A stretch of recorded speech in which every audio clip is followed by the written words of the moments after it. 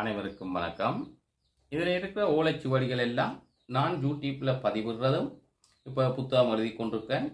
அதுக்கும் அதில் இருக்கிற விஷயங்களும் எந்த மாணவர்களுக்கு, என்னிடம் படிக்கும் மாணவர்களுக்கு நான் கற்பிக்கிறதுக்காகவும் தேர்வு செய்து எடுத்து வைத்த ஓலைச்சுவடிகள். உங்களுக்காக ஒரு 60 கட்டு ஓலைச்சுவடி தேர்வு செய்து எடுத்து வச்சிருக்கிறேன். இதில் பாருங்க, இந்த ஓலைச்சுவடி இதில் இருக்கிற பிரயோகத்தை நீங்கள் முழுமையாக படித்தாலே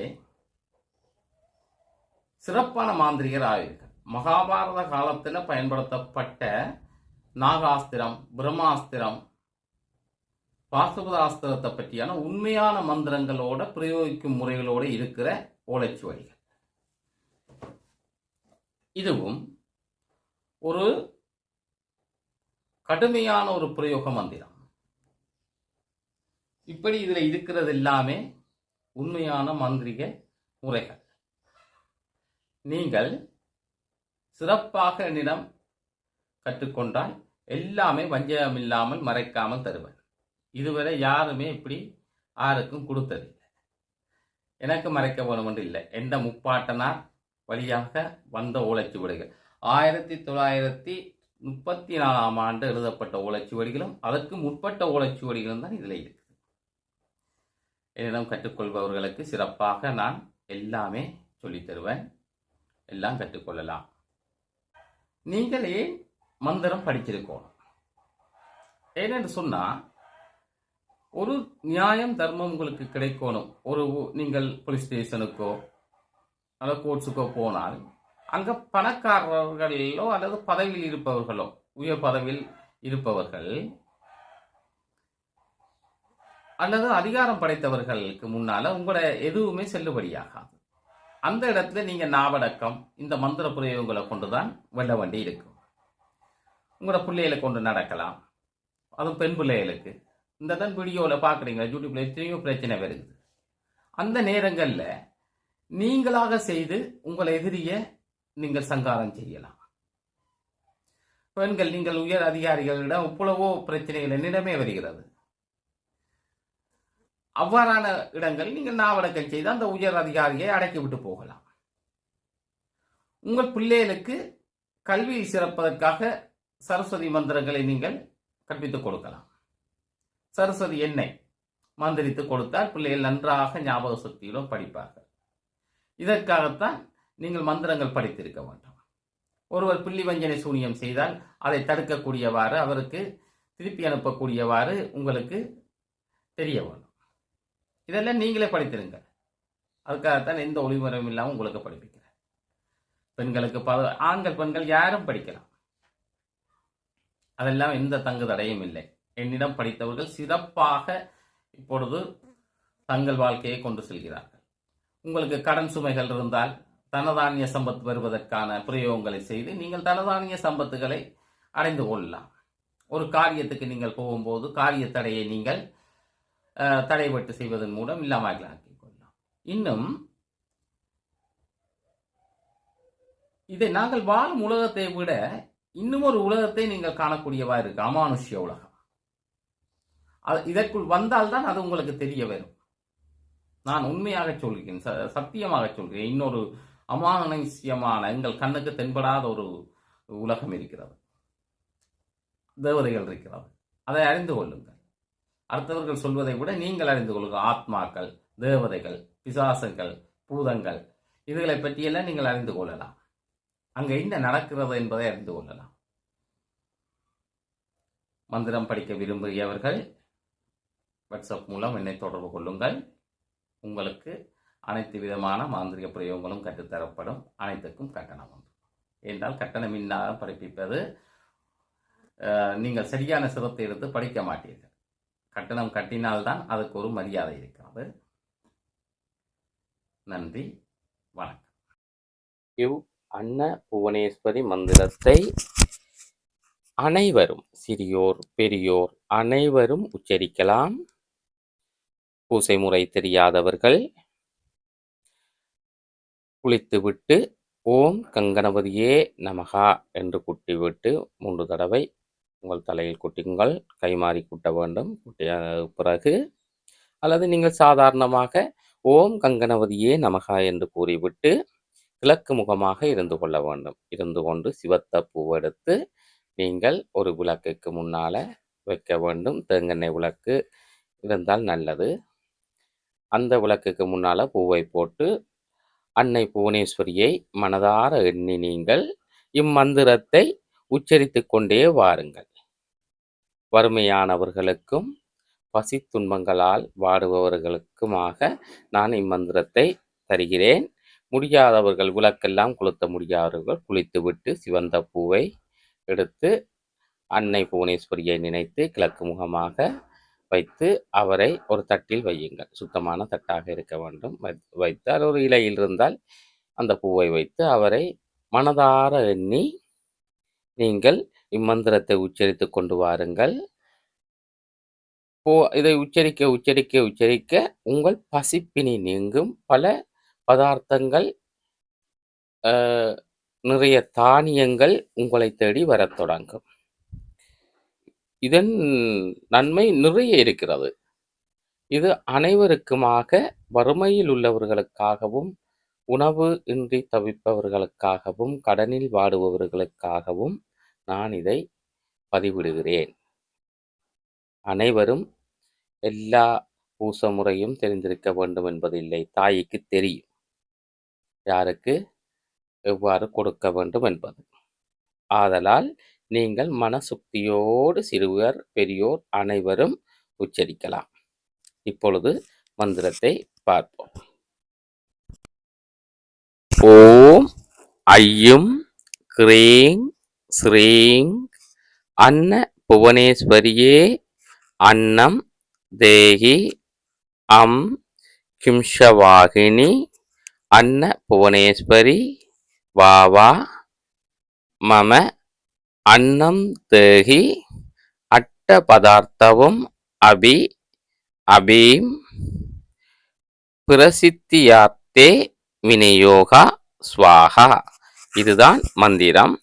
மம என்று வார இடத்துல உங்களோட பெயரை இட்டுக்கொள்ள வேண்டும். அல்லாவிட்டால் மம என்பால் எனது தானே, நீங்கள் அவ்வாறே உச்சரித்துக் கொள்ளலாம். சிறந்த பிரயோகம். அனைவருக்கும் பூசை முறை தேவை என்பதற்கு இல்லை. தாய்க்கு தெரியும். ஆதலால் பூசை முறை தெரியாதவர்கள் நீரை வைத்து உச்சரிக்கலாம். இதற்கு பூசை முறை தெரிந்தவர்கள் சரியான முறையில் தேக சுத்தி செய்து அடிப்படை உங்கள் கர்மங்களை முடித்து விக்னேஸ்வர குரு பூசை செய்து விக்னேஸ்வர பூசை செய்து செய்ய வேண்டும். வளர்வுறையில் இதை ஆரம்பிக்க வேண்டும். வெள்ளிக்கிழமையாக இருக்க வேண்டும், காலை நேரம். இதற்கு நீங்கள் வெற்றிலை, பாக்கு, பழம், தேங்காய், அவல், கடலை, பால், இளநீர், சிகப்பு பூ என்பன வைத்து நீங்கள் பூஜிக்க வேண்டும். கிழக்கு திசை நோக்கி இருந்து விளக்கு வைத்து தேங்கெண்ணெய் அதற்கு விட்டு நீங்கள் நல்ல துணி திரியாக போட்டு, பருத்தி திரியாக இருந்தால் நல்லம், தாமரை திரியாக இருந்தால் இன்னும் அதி விசேஷம். நீங்கள் போட்டு நீங்கள் விளக்கை கொளுத்தி இருந்து அதற்கு சகல விதமான நைவேத்திய முறைகளையும் வைத்து பூசை முறைகளையும் செய்து அர்ச்சனை செய்து உச்சரிக்க வேண்டும். ஒரு செம்பில், செப்பு செம்பிலோ அல்லது ஏதாவது ஒரு செம்பில் நீங்கள் எடுத்து, உலோகச் செம்பாக இருந்தால் நல்ல, முடியாதவர்கள் சாதாரண செம்பாகவும் எடுத்து வைத்துக் கொள்ளுங்கள். எதுவாக இருந்தாலும் சரி, ஒரு பாத்திரம் எடுத்து வைத்துக் கொள்ளுங்கள். முறையாக செய்பவர்கள் செப்பு செம்பு அல்லது பித்தளை செம்பு எடுத்து வைத்துக் கொள்ளுங்கள். அதற்குள்ளே முனை நீர் எடுத்து அதற்கு கொஞ்சம் மஞ்சள் இட்டு, முனை உடையாத சிவப்பு பச்சை அரிசி அல்லது முனை உடையாத பச்சை அரிசியாக இருந்தால் நல்ல, அதில் நீங்கள் ஒரு முனை உடையாத அரிசியாக 101 அரிசி எடுத்துக் கொள்ளுங்கள். 101 நெல் அதற்குள் போடுங்கள். போட்டு இம்மந்திரத்தை உச்சரிக்கலாம். 108 உரு உச்சரித்து இந்த தண்ணியை எல்லா இடமும் தெளிக்க வேண்டும். தண்ணி குறையாமல் தண்ணி ஊற்றி வைத்துக் கொள்ள வேண்டும். அத்தோடு அரிசியில் செவித்து நீங்கள் தானியங்கள் இருக்கும் இடத்தில் போடலாம். நீங்கள் அரிசி சேமிக்கும் இடத்தில் வைத்து போடலாம். அதனால் தானியங்கள் பெருகும். இம் இந்த இதை மஞ்சள் கலந்து நான் சொன்னது போல முனை உடையாத அரிசி, நெல்லு என்பன போட்டு உச்சரித்து தோட்டங்களில் தெளித்துக் கொண்டு வரலாம். நீங்கள் நாளாந்தம் செய்து கொண்டு வரும்போது உங்களுக்கு குறைவில்லாத அன்னம், உணவு கிடைக்கும். அன்னம் சோறு மட்டுமல்ல, உணவு ஏதோ ஒரு வகையில் கிடைக்கும். பல பேருக்கு நான் சொல்லிக் கொடுத்திருக்கிறேன். நல்ல அனுபவம் இது. ஏன் நாளாந்தம் நாங்களும் இப்பிரயோகத்தை உச்சரித்துக் கொண்டு வருகிறோம். எப்பொழுதும் அன்னக்குறைவில்லாமல் உங்களுக்கு சாப்பாட்டுக்கு ஏதோ ஒரு வழியில் பொருளோ, பணமோ, தானியமோ உங்களுக்கு கிடைத்துக் கொண்டிருக்கும். இது கண்கண்ட உண்மை, கைகண்ட மந்திரம். நீங்கள் பாவித்து பல பேருக்கு உதவியாகவும் செய்யுங்கள். நீங்கள் மட்டுமே இதனை வைத்திருக்காமல் பல பேருக்கு செய்யுங்கள். நீங்கள் இருந்த உடனே ஓம் கங்கணபதியே நமக என்று தலையில் கூட்டிக் கொள்ளுங்கள். ஓம் குருவே நமகா என்று சொல்லிக் கொள்ளுங்கள். சொல்லியதற்கு பிறகு ஓம் விக்னேஸ்வராய நமகா என்று சொல்லி விட்டு ஓம் புவனேஸ்வரியே அன்னபுவனேஸ்வரியே நமகா என்று தொட்டு கும்பிடுங்கள். அவர் பாதம் இருப்பது போல நீங்கள் தொட்டு கும்பிட்டதற்கு பிறகு இம்மந்திரத்தை உச்சரிக்க தொடங்குங்கள். கையில் வைத்து ஊத்ராட்ச மாலை அல்லது சந்தன மாலை நீங்கள் வைத்துக் கொள்ளுங்கள். வைத்துக்கொண்டு உச்சரிங்கள். அல்லாதவர்கள் நீங்கள் விரல்களால் எண்ணலாம். எண்ணி நீங்கள் ஆக குறைந்தது 21 தடவையோ அல்லது 36 தடவையோ உச்சரியுங்கள். ஆகக்கூடியது ஒரு 108 தடவை நீங்கள் உச்சரித்துக் கொண்டு வரலாம். உங்களுக்கு மிக மிக நிறைய பாக்கியங்கள் கிடைக்கும். நான் கண்ட உண்மை. நான் பல பேருக்கு கொடுத்ததன் பார்த்திருக்கிறேன். அவர்களும் நன்றாக இருக்கிறார்கள். அதன் பிறகு வறுமை இல்லை. வறுமை இல்லாமல் இருப்பதற்கு நீங்கள் இதை உச்சரித்துக் கொண்டு வாருங்கள். சிறுவோர் பெரியோர் என்றெல்லாம் தேவையில்லை.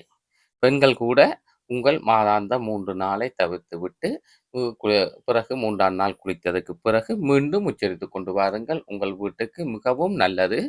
நீரால் சொல்லியபடி அந்த மஞ்சள் நீரால் நீங்கள் முகத்தை கழுவிக்கொண்டு வரலாம். நீங்கள் தண்ணீரை தெளிக்கும் போது வீட்டுக்குள் எல்லாம் தெளித்து வலஞ்சுழியாக உங்கள் வீட்டை சுற்றியும் தெளித்து உங்கள் கேட் வரை உங்கள் கடப்பு வரை தெளித்து அதன் பின் அங்கிருந்து வீடு நோக்கி தெளித்து கொண்டு வந்து உங்கள் அறையிலும் தெளித்து விடுங்கள்.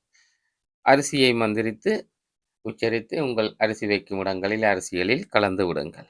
எந்த ஒரு குறைவும் இல்லாத ஒரு பஞ்சமில்லாமல் உங்களுக்கு அன்னபாக்கியம் உணவு கிடைக்கும்.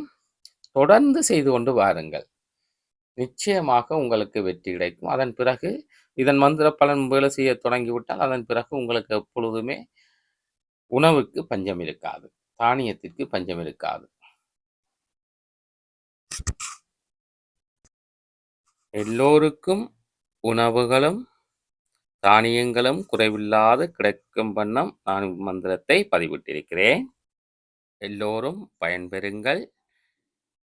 எப்பொழுதும் சுயநலவாதிகளுக்கும் அதர்மக்காரருக்கும் வஞ்சக கஞ்சர்களுக்கும் எனது மந்திரங்கள் சித்திக்காது அழிவையே தரும். சிவன் மீது ஆணை. நீங்கள் மனம் திருந்தினால் உங்களுக்கும் மந்திரங்கள் சித்திக்கும். மந்திரம் பிடித்திருந்தால் நீங்கள் உங்கள் சுயநலம் இல்லாமல் லைக் செய்யுங்கள்.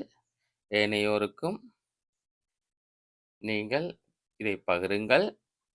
நீங்கள் சப்ஸ்கிரைப் செய்யுங்கள்.